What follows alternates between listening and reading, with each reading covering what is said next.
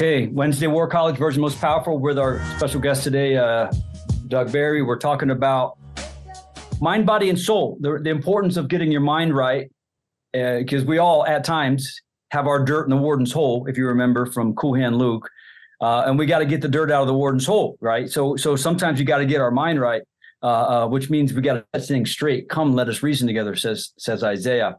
So today's secret word is ultracrepidarianism. Ultracrepidarianism. So I was listening. I got a huge kick out of that. I was watching your podcast with Father Ripper because people were sending that particular one around. It was right after Bishop Strickland was removed. And I know I want to talk briefly about that. And then when I get into the next segment, I want to get your reaction on your own shepherd being removed.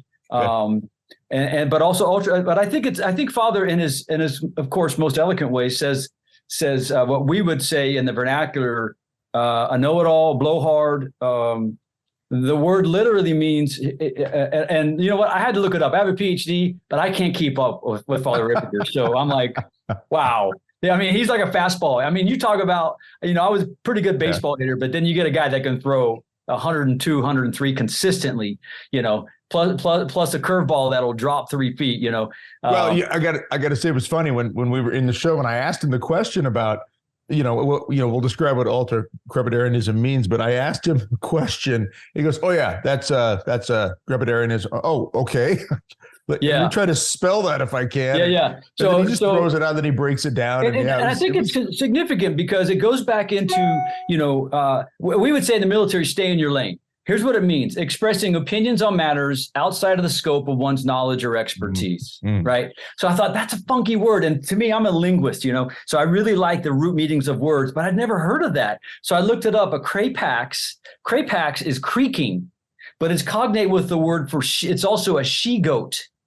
So it's this creaking noise that a she-goat makes that's just whining and complaining. So then ultra means over the top, So the prefix ultra just means excessive, or over the top. So this is over the top, bleeding, heinous sound, creaking like a goat.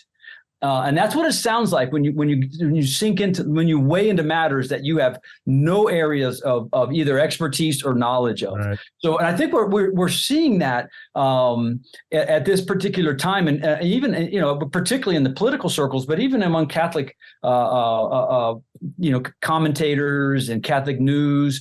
There's a lot of she-goat bleeding out there, and people are speaking a little far out of their scope of knowledge, and we need to stay in our lane and stick to what we know. What the Lord has entrusted to us, let us trust unto others, as St. Paul says, 2 Timothy 2. But now he's talking about the handing over the tradition of the gospel. But if God has called you in a certain way, work on that. We need to find as our base. We're all like MMA fighters, right? We're all in a sense in the spiritual life, and we're having to adapt to the modern battle. But you have to begin the battle as a base. Everybody goes in to the octagon either as a striker or as a grappler. Your base might be wrestling. Your base might be karate or whatever. But then you learn other techniques, and so we've got to start on the base, and that base is our own background and training, our own experience, and sticking to our families. At the end of the day, God's not going to say, "Hey, Doug, how many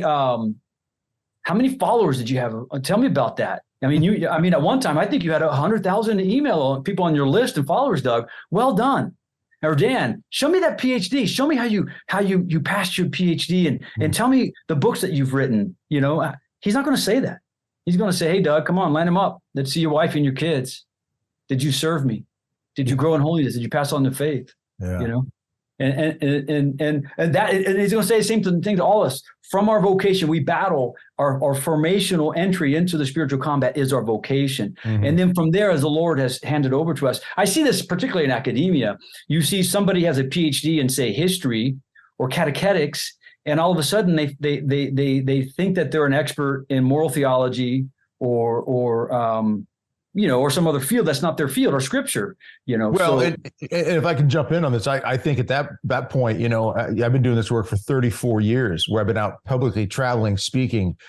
I've been in conferences all over the country and outside the country. I've been in parishes everywhere. I've spoken to literally hundreds of thousands of people. Then on EWTN, I did Life on the Rock for 8 years. Father Mark Mary co-hosted Life on the Rock. I mean, I've done all this work, and yet there's a lot I don't know about, and it's way outside my realm of expertise within the church. So when people, after Bishop Strickland was removed here in my diocese, then this was what, got to the point of that question with Father Ripperger, that word ultracrepidarianism came up, was I asked him, what do you think about all the people that have their opinions and their thoughts on what Bishop Strickland should do and how we should handle this and how we should all respond to this? And he just threw the word out. Ultracrepidarianism. Oh, well, okay. What does that mean? Everybody's coming in with this. I've got an attitude. I know I've got an opinion in my way, the right way, this and that. And I remember hearing that thinking, yeah. And that's where I think a lot of even people who have podcasts or have been speaking for years, I've interviewed literally hundreds of people probably over the years, whether it was Life on the Rock or through U.S. Grace Force or other areas. That does not make me an expert on knowing what should be done about certain things. And I get very concerned about that in the church, where we have people who, because they have a platform of some sort, there can be a temptation to feel like, if I have a platform and I have a voice and I have some followers, therefore I have a valid position to say what I think should and shouldn't be. Is the Pope truly the Pope? Is he the anti-Pope? Is this? Is that?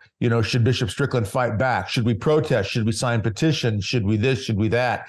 And then there are people who are actually coming out publicly saying what they think, what they know Bishop Strickland should do. And I've been in conversations with some of these people face to face, where they would say, he needs to do this and this. I say, but he is in an hour or two at least of adoration every day. Wouldn't the Lord tell him what he should do if he truly is asking him? No, he's got to do this. Otherwise, we're all going to. And then there's a lot of what ifs and a lot of, extrapolation. I love that word, extrapolation of what things will become and what the ramifications are going to be if he doesn't this and that. And, Dan, I just get to the point where I think, like you say, like in the military, stay in your lane, do your job. It's like if this is a football field, the guard, the tackle, the tight end, these guys, they know what their job is. Do your job. And those 11 guys on the field, they'll move the ball down the field if they simply do their job. If that guard tries to be a running back, if that tight end tries to come over and play quarterback, you name it, you're going to have problems. And you know that in the military. I mean, you were a helicopter pilot, but if you all of a sudden decide you're going to be a foot soldier, you can't. You're in the cockpit of that helicopter. This doesn't work. And you're not going to be telling the guys on the ground what they should and shouldn't be doing, when your role is to guide that bird through the air and make sure you're taking care of your responsibilities. So the whole thing really frustrates me, I guess, a little, not a lot. I don't get that carried away with this, but honestly, we see what's happening in the church. We see what's happening with the expert commentators out there on YouTube. Look, pal, your YouTube channel and your comments on YouTube are not, as you said, going to necessarily be the end-all be-all when you stand before God. Ultimately, like you said, it's going to be, show me, those that I entrusted to your care, where are they? What do they know? What direction are they pointing? Are they pointing to me? Did you teach them to point to me? Or are you busy just commenting on everything in the world and having your opinion be the most important thing? That's just kind of something stuck in my crawl space when it comes to this stuff. Yeah, because there could be a temptation I'm always amazed at what some people are willing to do to get clicks, and again, I think we need to remind ourselves that we're in this for souls and not sales. And that we're here to proclaim the gospel. Remember, the role of the laity is secular in nature, right? It's secular in nature. So what that means is we go to the church, we get DDT, devil defeating theology. Then we go into the world. If you're a teacher, you're a Catholic teacher. You bring Catholicism, and even in a quiet way in a public school, you bring the faith. You bring it into the family construct, into the legal construct, into the business world. Wherever you're doing, you bring the gospel there. But we tend to mix up our roles. That if you want to petition against Bud Light, Target, petition with your checkbook.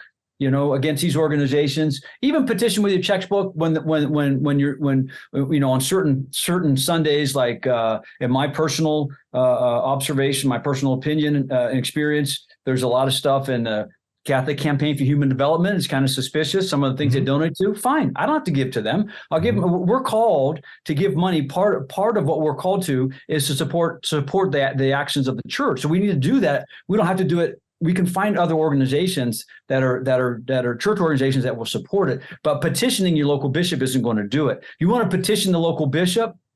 Go to the Blessed Sacrament, petition our Lord in the Blessed Sacrament, get on your knees, do sacrifices for him, right? That's how we petition. We petition on our knees for the Blessed Sacrament. Well, Dan, think about this. The Blessed Mother comes to the children in Fatima, 1917, and she shows them the vision of hell. And she points out that Russia is going to spread the error of her ways, and there'll be a second world war if we don't stop offending God.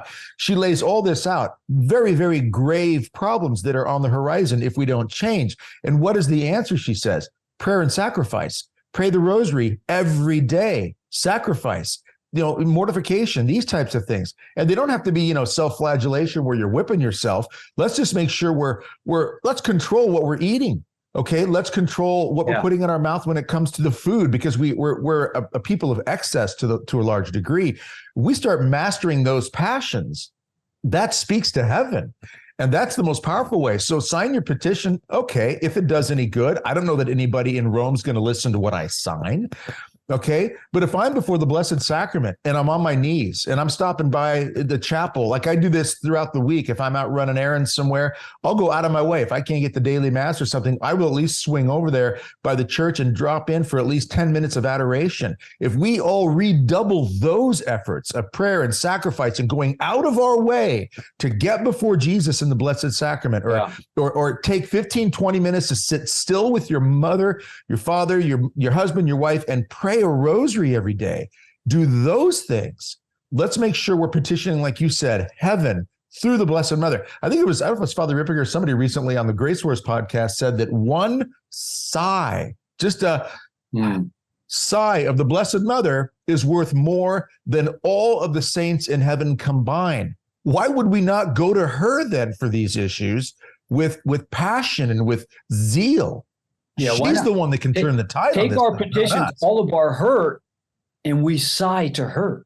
Yeah, from the heart. We have to do our prayers, our vocal prayers, but part of our mental prayer is engaging from the heart, taking our wounds, taking our struggles, our fears, everything that's bothering us, all of our, sometimes it's like, Lord, help the church. It's a disaster. Yeah. But it's not my, for me, it's going back to ultracrepidarianism. St. Thomas Aquinas says opinion kills counsel. And so I started to try to eliminate from my vocabulary, I think, I feel, my opinion is, what I think is. Right. And I started, and if I couldn't replace that clause within my experience, I started keeping my mouth shut.